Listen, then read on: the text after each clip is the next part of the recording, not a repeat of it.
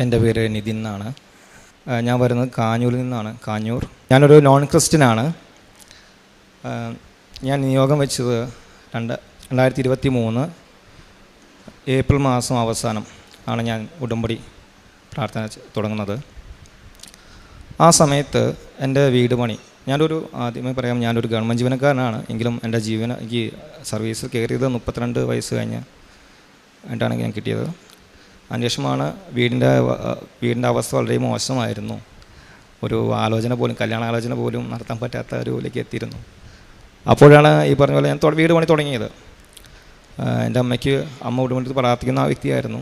എങ്കിലും ഞാൻ ഉടമ്പടി വെച്ചത് ഈ പറഞ്ഞ പോലെ 2023 ഏപ്രിൽ 29 ആ സമയത്ത് എനിക്ക് വീട് പണി തുടങ്ങി കുറച്ചായെങ്കിലും സാമ്പത്തികമായ പ്രതിസന്ധികളുണ്ടായിരുന്നു. അതുപോലെ തന്നെ എൻ്റെ തെറ്റായ തീരുമാനങ്ങൾ, കാരണം വളരെ താഴ്ന്ന നിലയിലുണ്ടായിരുന്ന വീടായിരുന്നു. അത് പൊളിച്ച് പണിതപ്പോൾ കുറച്ച് ഉയരത്തിൽ വെക്കണമെന്ന് ആഗ്രഹം ഉണ്ടായിരുന്നു.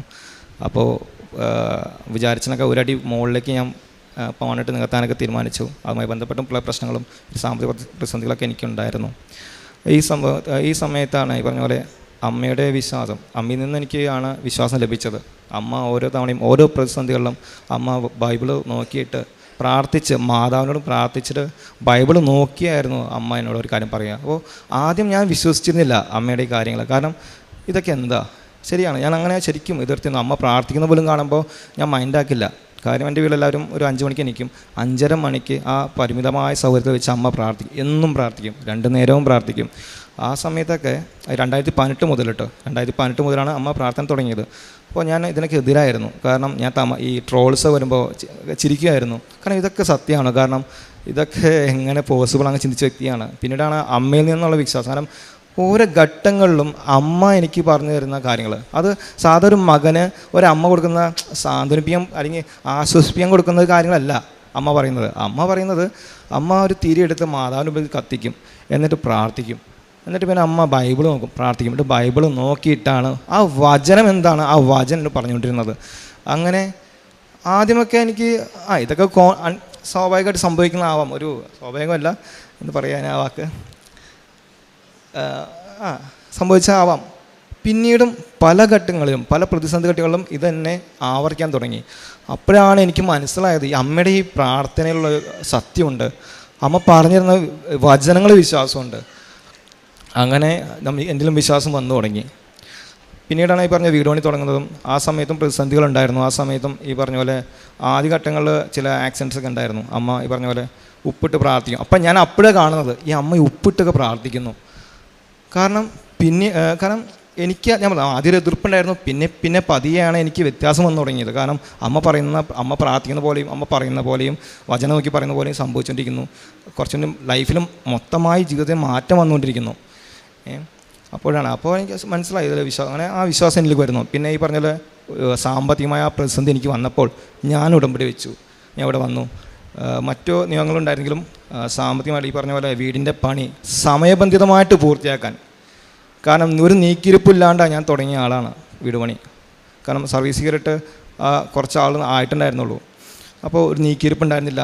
എൻ്റെ വീടെന്ന് പറഞ്ഞാൽ കുടുംബം എന്ന് പറഞ്ഞാൽ ബിലോ ആവറേജ് ഒരു കുടുംബമായിരുന്നു. സാമ്പത്തികം ഒരു വലിയ നീക്കിയിരിപ്പിലേക്ക് ഒന്നും ഉണ്ടായിരുന്നില്ല. അതിൽ നിന്ന് ആ പരിമിതമായ അവസ്ഥയിൽ നിന്ന് തുടങ്ങി വെച്ചു. ഒരു ഘട്ടം വന്നപ്പോൾ എനിക്ക് മനസ്സിലായി ഇത് വലിയ പ്രതിസന്ധിയിലേക്ക് പോകുന്നത്. ഞാൻ എന്ത് ചെയ്യും മാതാവേ എന്ന് വിചാരിച്ചു. ഞാൻ ആദ്യം വന്നത് ഒറ്റയ്ക്ക് ഞാൻ വന്നു. അവിടെ നിന്ന് ഞാൻ ആദ്യമായിട്ടാണ് ഡ്രൈവ് ചെയ്യുന്നത്. സ്കൂട്ടറിന് ഞാൻ അത്രയും ദൂരം വന്ന് പ്രാർത്ഥിച്ചു. പിന്നീടാണ് ഒരാഴ്ച കഴിഞ്ഞിട്ട് വന്ന് ഞാൻ ഉടമ്പടി എടുക്കുന്നത്. ഉടമ്പടി എടുത്ത് ഇതുപോലെ മുന്നോട്ട് പോയി വീട് പണി പറഞ്ഞ പോലെ ഭംഗിയായിട്ട് വെച്ചാൽ നവംബർ 9 പാലുകാച്ചൽ നടത്തി. അതായത് എന്നെ ഏറ്റവും അടുത്ത് അറിയാവുന്ന പോലും പറഞ്ഞിട്ടുണ്ട് ഒരു കാര്യം ഉണ്ടായിരുന്നു, നിന്നെക്കൊണ്ട് സാധിക്കില്ല. അതും തീക്ഷ്ണമായിട്ട് എന്നോട് പറഞ്ഞു, നിന്നെക്കൊണ്ട് സാധിക്കില്ല. കാരണം ആ സമയത്തൊക്കെ ഞാൻ ഈ പറഞ്ഞ പോലെ എൻ്റെ മാതാവ്, എനിക്കൊരു കോൺഫിഡൻസ് എന്ന് പറയുന്നത് ഒരു പ്രാർത്ഥനയായിരുന്നു. എന്നും പ്രാർത്ഥിക്കും, എൻ്റെ അമ്മയോടൊപ്പം എന്നും പ്രാർത്ഥിക്കും. അമ്മ കോൺഫിഡൻസ്, അമ്മ കാണിച്ചു തന്ന എൻ്റെ മാതാവ് എൻ്റെ കോൺഫിഡൻസ്, യേശു കോൺഫിഡൻസ്, പരിശുദ്ധാത്മാവ് കോൺഫിഡൻസ്. ഈ മുന്നോട്ട് പോയത് അങ്ങനെയാണ്. ഇതുപോലെ തന്നെ ഞാൻ പറഞ്ഞിരുന്നു, വിവാഹാലോചന പോലും തുടങ്ങിയത് കുറച്ച് വൈകിയാണ്. കാരണം എനിക്ക് സ്ഥിരമായ ജോലി കിട്ടിയത് കുറച്ച് വൈകിയാണ്. അപ്പോൾ ആലോചന തുടങ്ങിയിരുന്നു, ഒരു 32 വയസ്സ് കഴിഞ്ഞപ്പോൾ തുടങ്ങിയിരുന്നെങ്കിലും വളരെ ദൂരെ നിന്ന് വരുന്നതും പിന്നെ ഈ പറഞ്ഞ പോലെ വളരെ ദൂരെ നിന്നാണ് വന്നുകൊണ്ടിരുന്നത്. അപ്പോൾ ആദ്യം വിചാരിച്ചത് ഇത് എളുപ്പമാണ്, കാരണം ഞാൻ ഗവൺമെൻറ് ജോലിക്കാരനല്ല, എനിക്ക് പെട്ടെന്ന് പെട്ടെന്ന് സിമ്പിളായിട്ട് വരും. പക്ഷേ എനിക്ക് മനസ്സിലായി പ്രായം അതൊരു ഘടകമാണ്. പിന്നെ ഈ പറഞ്ഞ പോലെ വീട് അവസ്ഥ ശോചനീയം, എന്താ ചെയ്യുക. പിന്നീടാണ് വീട് പണി തുടങ്ങിയത്. ആ സമയത്ത് ഞാനെങ്കിലും കൂടെ വയ്ക്കുകയായിരുന്നു, ഉടമ്പടി നിയോഗം വയ്ക്കുകയായിരുന്നു. മാതാവേ, എനിക്കൊരു കല്യാണാലോചന കൂടി, ഒരു നല്ല ആലോചന എൻ്റെ അടുത്ത് നിന്ന്. കാരണം അടുത്തുനിന്നൊരു ആലോചന വന്നിട്ട് വിട്ടു പോയതാണ്. അപ്പോൾ ആ വിഷമം എനിക്കുണ്ടായിരുന്നു. ഇത്രയ്ക്ക് അടുത്തുനിന്ന് വന്നിട്ട് പോലും ശരിയാവാണ്ട് പോയപ്പോൾ എനിക്ക് വിഷമം ഉണ്ടായിരുന്നു. അപ്പോൾ ഈ സ്വാഭാവികമായിട്ടും ഞാൻ പ്രാർത്ഥിച്ചു, മാതാവ് എൻ്റെ കല്യാണം കൂടി എന്ന് ഞാൻ പ്രാർത്ഥിച്ചു. അതായത് ഉടമ്പടി എടുത്ത് 2 ആഴ്ച കഴിഞ്ഞിട്ട്, അത് ഞാൻ ആ സമയത്തൊന്നും കൂടുതലും ചിന്തിക്കുന്നില്ലായിരുന്നു കല്യാണ ആലോചനയെക്കുറിച്ച്. കാരണം ഓൾറെഡി വീട് പണി നടന്നുകൊണ്ടിരിക്കുകയാണ്. പക്ഷേ ആ ഉടമ്പടി എടുത്ത് തുടങ്ങി 2 ആഴ്ച കഴിഞ്ഞ് എനിക്ക് എന്നിലേക്ക് റിക്വസ്റ്റ് വരാണ്. ഒരു ആലോചന വന്നു. പിന്നീട് ആലോചന അവരായിട്ട് കോൺടാക്ട് ചെയ്തു, സംസാരിച്ചു. ആദ്യം ഞാൻ ശങ്കിച്ചു, കാരണം വീട് പണി നടക്കാമല്ലേ. ഒരു വീട് പണി എന്ന് പറഞ്ഞുള്ള സാമ്പത്തികമായ ബുദ്ധിമുട്ട് എല്ലാവർക്കും അറിയാവുന്നതാണ്, പലരും നിർത്തിയിട്ട് തന്നെ പോകാറുണ്ട്. ആ സമയത്ത് ഒരു ആലോചന കൂടി വന്നാൽ അവസ്ഥ ഞാൻ ചിന്തിച്ചു, എൻ്റെ എന്ത് ചെയ്യും. പിന്നെയുള്ള ചിന്ത ഇതാണ്, കാരണം ഞാൻ ഉടമ്പടി എടുത്തിട്ട് ശേഷമാണ് എനിക്ക് ആലോചന വന്നേ. ഞാൻ മുന്നോട്ട് പോയി, അമ്മയോട് പറഞ്ഞു, അമ്മയും പറഞ്ഞു ഇതൊക്കെയാണ്, വാ മുന്നോട്ട് പോവാം. എല്ലാം ഏറ്റവും നല്ല ഭംഗിയായിട്ട് തന്നെ നടന്നു.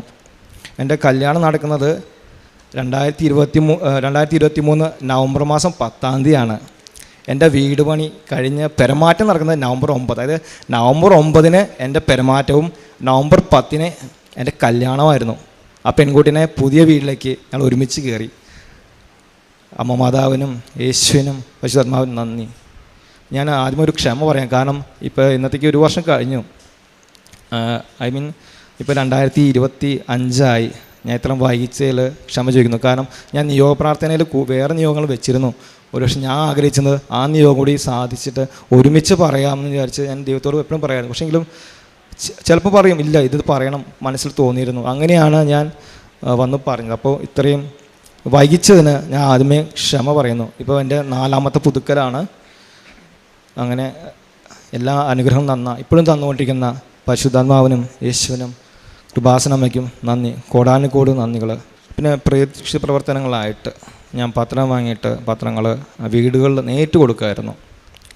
പിന്നെ ചില ഒന്നോ രണ്ടോ ഒക്കെ അല്ലാണ്ട് കൊടുത്തിട്ടുള്ളൂ. അല്ലെങ്കിലും മാക്സിമം വീടുകളിൽ ചെന്നാൽ കൊടുക്കാറ്. അവിടെ കൊടുക്കും, ആരും കണ്ടാൽ സംസാരിക്കും. ചിലർ എതിർപ്പ് പറഞ്ഞ വ്യക്തികളുണ്ടായിട്ടുണ്ട്, തർക്കിച്ച ആൾക്കാർ. പക്ഷേ എങ്കിലും ഞാൻ കൊടുത്തിട്ട് പോരും.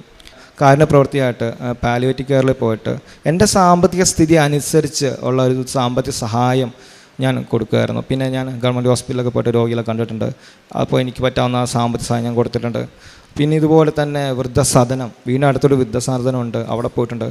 അവിടെ മറ്റ് സാധനങ്ങൾ ഞാൻ പോയിട്ടുണ്ട്, പക്ഷേ കൂടുതലും പോയിട്ടുള്ള വീടിൻ്റെ അടുത്ത് തന്നെയാണ്. അവിടെ ആരോഗ്യമില്ലാത്ത കുറേ അമ്മച്ചിമാരുണ്ട്, അവരെ കാണാറുണ്ട്. ഇടയ്ക്ക് ഫ്രൂട്ട്സായിട്ട് വാങ്ങിക്കൊണ്ട് കൊടുക്കും. അങ്ങനെ അവിടെ സംസാരിക്കും, അവിടെ സിസ്റ്റർമാരോട് സംസാരിക്കും.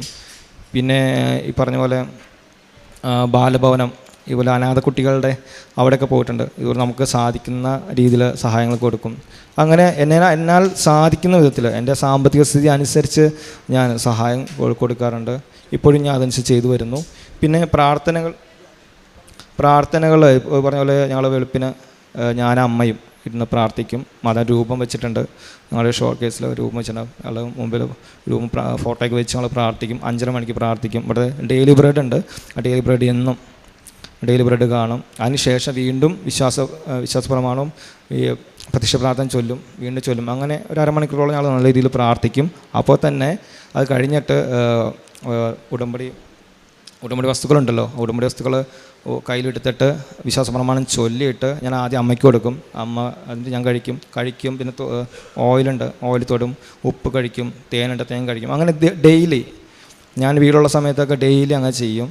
പിന്നെ ഇടയ്ക്ക് വല്ലപ്പോഴും ശാരീരികമായിട്ടുള്ള ചില ബുദ്ധിമുട്ട് വരുന്ന സമയത്ത് മാത്രം വൈകിട്ടുണ്ട്. അല്ലാതെ പിന്നെ ഒരുപാട് ചില സമയത്ത് ഒരുപാട് ഉറക്കം വൈകിയും അങ്ങനെ ചില ഇടയ്ക്ക് പ്രശ്നം പറ്റിയിട്ടുണ്ട്. പിന്നെ ഞാൻ വചനങ്ങൾ വായിക്കുമായിരുന്നു. വചനങ്ങൾ വായിക്കാറുണ്ടെങ്കിലും 1-2 തവണയൊക്കെ ഇതുപോലെ വിട്ടുപോയിട്ടുണ്ട്. കാരണം ഞാനൊരു റീഡിങ് ഹാബിറ്റുള്ള വ്യക്തിയല്ല. അതുകൊണ്ട് തന്നെ ആദ്യം എനിക്കൊരു വലിയ ടാസ്ക് ഈ വചനം വായിക്കാൻ. അരമണിക്കൂർ വായിക്കാമെന്ന് പറഞ്ഞപ്പോൾ തന്നെ ഞാൻ ചിന്തിക്കും, PSCക്ക് പഠിക്കുമ്പോൾ മാത്രമേ കുറച്ചെങ്കിലും ഞാൻ വരയ്ക്കുന്നത് വായിച്ചിട്ടുള്ളൂ. പിന്നെ മനസ്സിലാക്കി ചിന്തിക്കുന്ന ആളാണ് ഞാൻ അരമണിക്കൂറൊക്കെ എങ്ങനെ വായിക്കുക. പിന്നെ പയ്യെ വചനം വായിച്ചു തുടങ്ങി. കാരണം വചനത്തിൽ വിശ്വാസമുണ്ടോ എനിക്ക്, അതുകൊണ്ട് വചനം വായിച്ചു തുടങ്ങി. എങ്കിലും ചുരുക്ക സമയത്ത് മാത്രമേ വിട്ടുപോയിട്ടുള്ളൂ. പിന്നെ എക്സ്ട്രാ ആയിട്ട് പ്രാർത്ഥിക്കും. അച്ഛൻ്റെ ധ്യാനം കൂടാറുണ്ട്.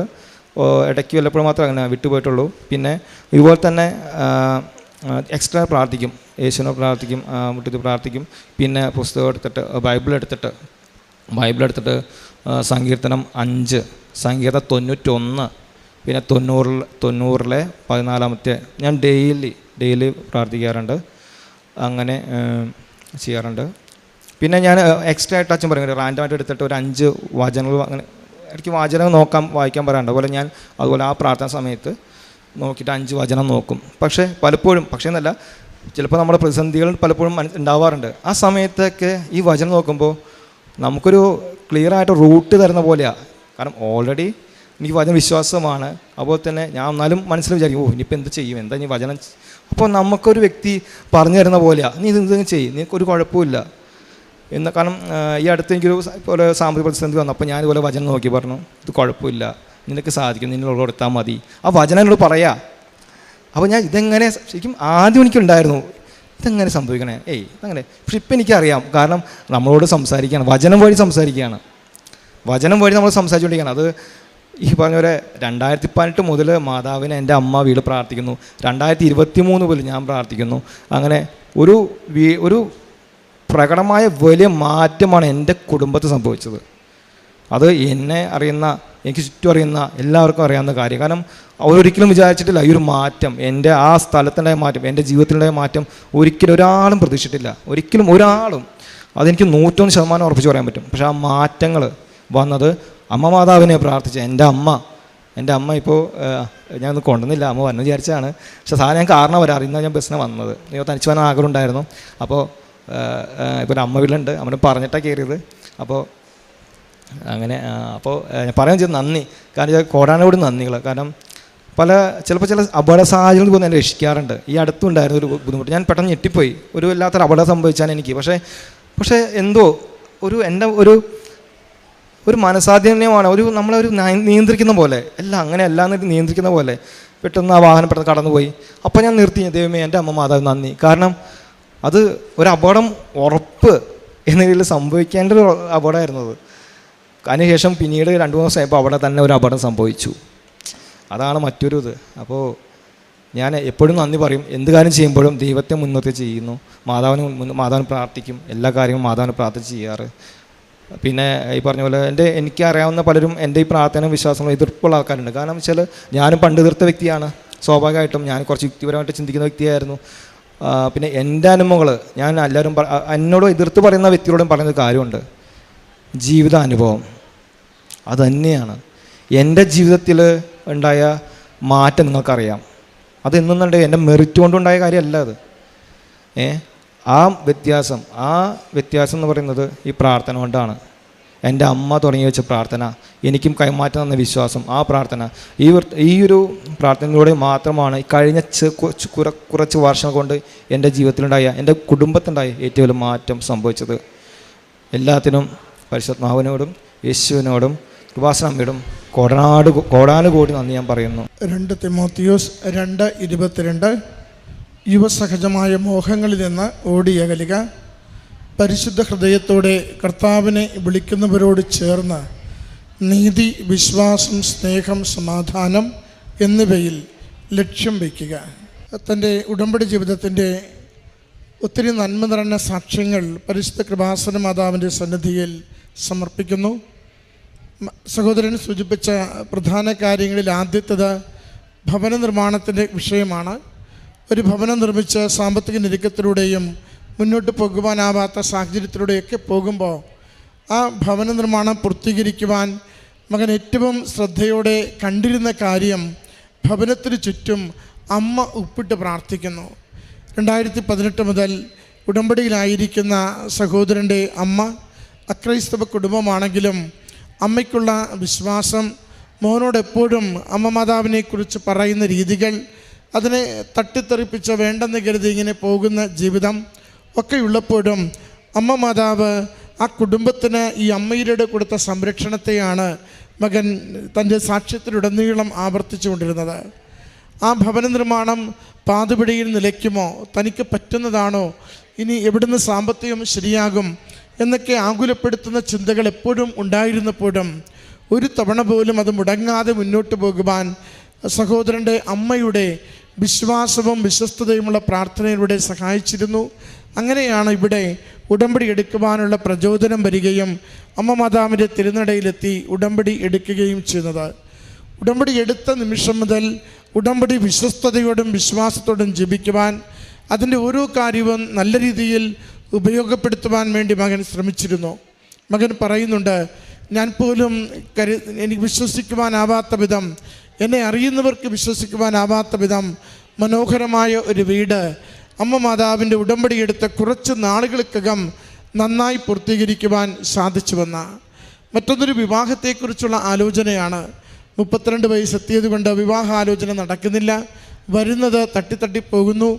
അങ്ങനെ ഉടമ്പടി എടുത്ത് നിയോഗത്തിലത് സമർപ്പിക്കുമ്പോൾ അത് വീട് പണി നടക്കുന്ന അതേ തിരക്കിൽ തന്നെ ഒരു ആലോചന ഇങ്ങോട്ട് തേടി വരികയും അത് ഉടമ്പടിയിൽ അമ്മ മാതാവ് അനുബന്ധിച്ച് തരുന്നതെന്ന് മനസ്സിലാക്കിക്കൊണ്ട് അതിനോട് കാര്യങ്ങൾ മുന്നോട്ട് കൊണ്ടുപോകുമ്പോൾ ആ വീടിൻ്റെ പുരകയറ്റത്തിൻ്റെ തൊട്ടടുത്ത ദിവസം തന്നെ നവംബർ 9 പുതിയ ഭവനത്തിൽ താമസവും നവംബർ 10 വിവാഹത്തോടുകൂടി ആ ജീവിത പങ്കാളിയെ പുതിയ ഭവനത്തിലേക്ക് സ്വാഗതം ചെയ്യുവാനും മകന് സാധിച്ചതിൻ്റെ സാക്ഷ്യമാണ് പങ്കുവെച്ചത്.